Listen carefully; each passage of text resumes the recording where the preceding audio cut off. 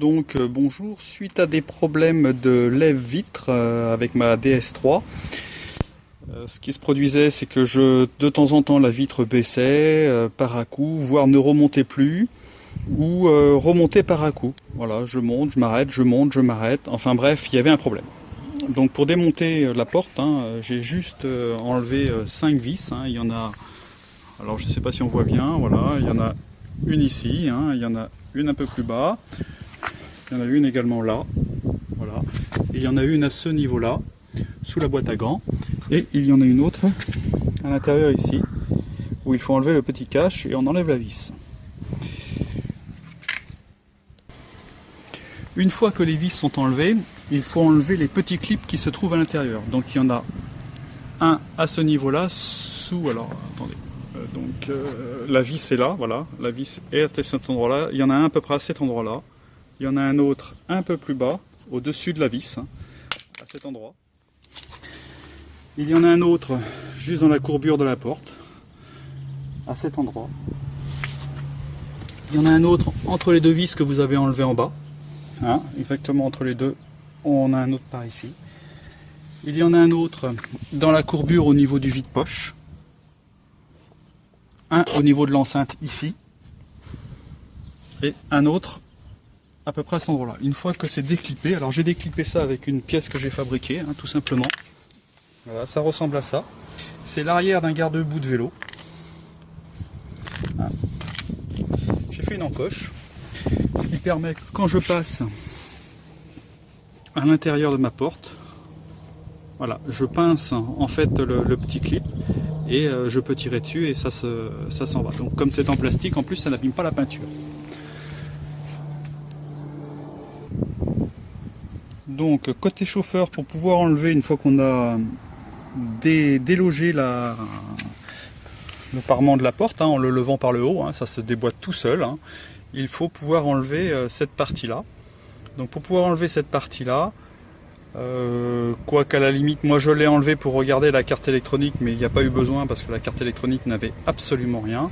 Il faudrait défaire le petit piton qui est là. Alors pour ça, il faut passer délicatement un petit tournevis là et puis le déboîter tranquillement, tout en sachant que c'est clippé.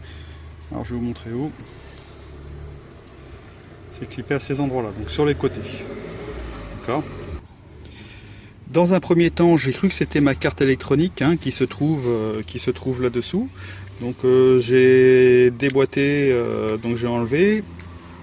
J'ai regardé, ça venait pas de la carte, je me suis dit bon c'est peut-être de la connectique, donc j'ai tiré, j'ai poussé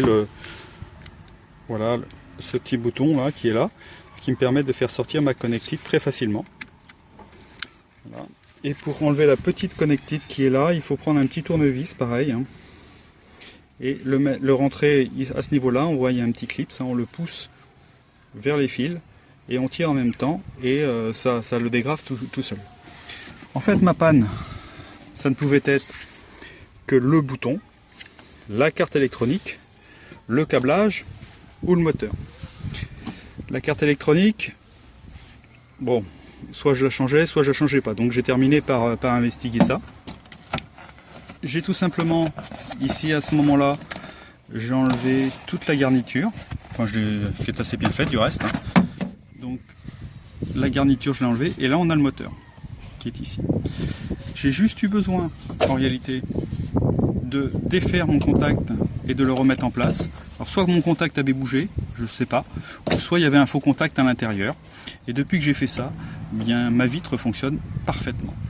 Voilà, donc j'ai pas eu besoin de passer au garage. Au départ, j'ai cru que c'était le moteur qui fonctionnait aléatoirement, ou même mon contact. J'ai cru qu'il fonctionnait pas très bien parce qu'il n'a pas le même bruit. Il n'a pas le même bruit que l'autre, puisque ici on a 2 étages. Là on entend bien et là on n'entend pas. Voilà. Une fois que j'ai nettoyé le contact et remis en place donc la fiche au niveau du moteur dans la portière, j'ai tout simplement réinitialisé ma vitre. Donc je l'ai baissée. Voilà. Je l'ai remonté entièrement et je suis resté en position haute pendant 2 secondes. Voilà, 1 seconde je pense que ça suffit, mais je suis resté comme ça. Et là, ma fenêtre est réinitialisée. Voilà, il ne me reste plus qu'à remonter le tout et l'opération est terminée. Ça m'a pris en gros une grosse demi-heure, voilà, tranquillement. Merci, bonne journée à vous.